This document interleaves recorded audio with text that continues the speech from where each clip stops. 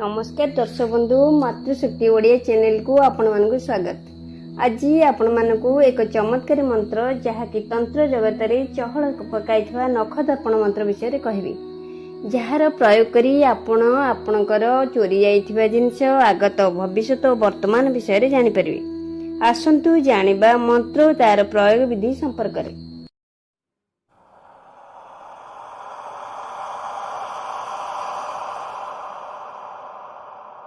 ये मंत्र प्रयोग विधि समय किसी नियम रही।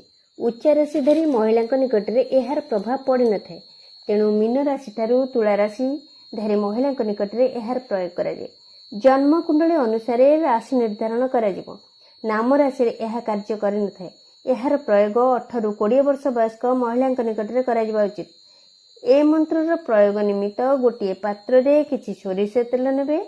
एक थर ए मंत्र पढ़ी एक थर फुंकिबे। एहीपरि 11 थर मंत्र पढ़ी 11 थर फुंकिबे। तेल को अभिमंत्रित करिवे। मंत्रटी हेला मंत्र महादेवी कालिका सत्वरे चुली आय चारे किंकिणी ऋणुझुणु बाजे रांगा पाय शेत पर्वते तली आय आयरे राजा सभ्यष्ट राय। तापरे जे महिला द्वारा यार प्रयोग करा जिवो से सामने रे गोटे आसन रे बसिबे। तार दुई हाथर बुढ़ा आंगुठीर नख को जोड़िबो। सेथिरे ए तेल को लगा जिवो ओ महिला को कहिबे निजे से तार दुई बुढ़ा आंगुठीर उपरे लक्ष्य को स्थिर रखिबो। तापरे अन्य मंत्रटी को 1008 थर पढ़ी सेही महिलार मस्तक को आपण फुंकिबे। मंत्रटी हेला रक्त काली रक्त गौरी रक्त करा पुरी रक्त खाइस रक्त पिसा रक्त पंडेरी करिया भर अमुकीर अंगेर देव दानव गंधर्व यक्ष राक्षस अमुकीर न खेर उपर बांधिया हाजर कर भव भव स्वाहा कालिका चंडीर आज्ञा। ए मंत्रटी दुईटी शब्द जोड़िबे।